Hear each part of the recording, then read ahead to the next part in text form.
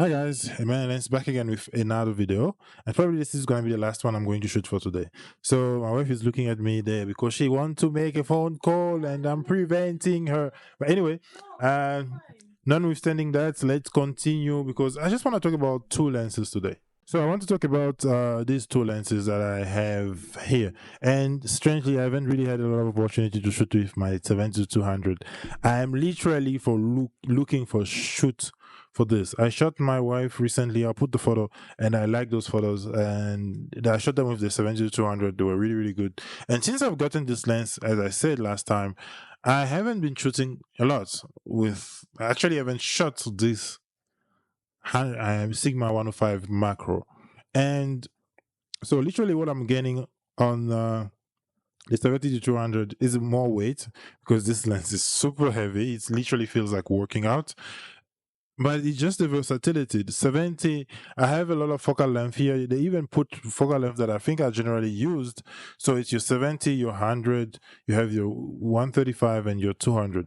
And I always love the look of the 200 mil. It feels like it's an underrated look. Obviously, it's one look that makes everything compressed in terms of the background, but it really, really attracts your viewer or anyone who's looking at the photos to make it just makes the photo beautiful. That one thing that I've noticed with the 70-200 photo just looks beautiful. The bokeh is amazing, and coming especially from a lens of this caliber, you guys know that Canon does spend a lot of time in terms of research and development on the red ring lenses. So that is something that very, very good to talk about. So but it doesn't have it does have really some of the worst minimum focus, so that's why I still have this 105. I don't know if I'll keep it for a long time, but we will see. I can do some of the work of the 105 with my nifty 50 because it does focus pretty close, not macro level, but it does focus pretty close. So but it might be going into the bin or might be being sold anytime soon, and it was made in Japan. It's a Sigma that was made in Japan, and you guys know that Sigma, a lot of things that are made in Japan are actually really, really good. This is the EX Sigma series, which is one of some of the best Sigma series. It just came before the Art lens now, so I don't know. I haven't used an Sigma Art lens, so I don't know. I can't talk much about that, but this is a very good lens, especially for wedding photographer and portrait photographer. I've done a lot of video photos with this, but it's sometimes can become cumbersome. I have pretty big hand. I've got pretty big hands,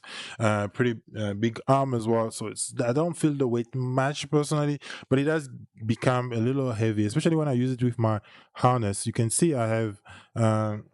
You guys know that I got this harness recently, and I did like an event. I told you guys I did an event with this harness, and I had the lens on here. My God, it felt so heavy. I had to put it down from time to time. But I think if I'm doing a wedding, this lens is just when I'm probably shooting like the ceremony or when I'm shooting the couple themselves. So those are probably some of the two highlight moments that I'm going to be using this lens.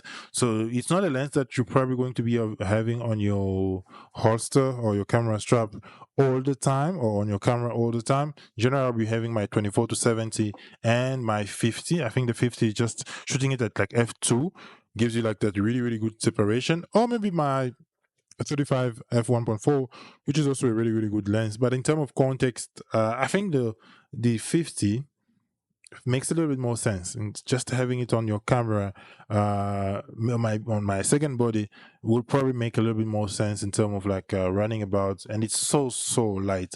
I personally, at this point, to be honest, I really wish I could get rid of this lens and get a maybe 70-180. I think 20 millimeter. It's a lot in terms of photography, but I don't think it's that much difference per se.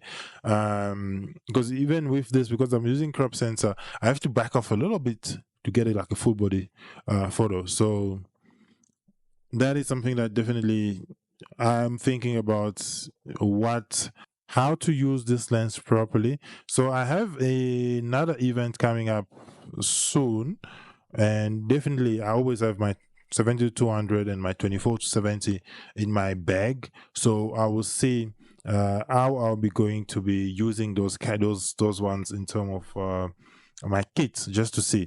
But unfortunately, I don't carry this a lot anymore. I also don't carry much of my 11 to 16 because that's just a very, very wide lens, and I don't even know why I have it at this time. For the moment, for the time being, I know it's a specialty lens. I will probably be using it for, you have those lenses that will come out when you least expect it. So long it's there, and hopefully I really find a reason to use it, but it's just collecting dust actually.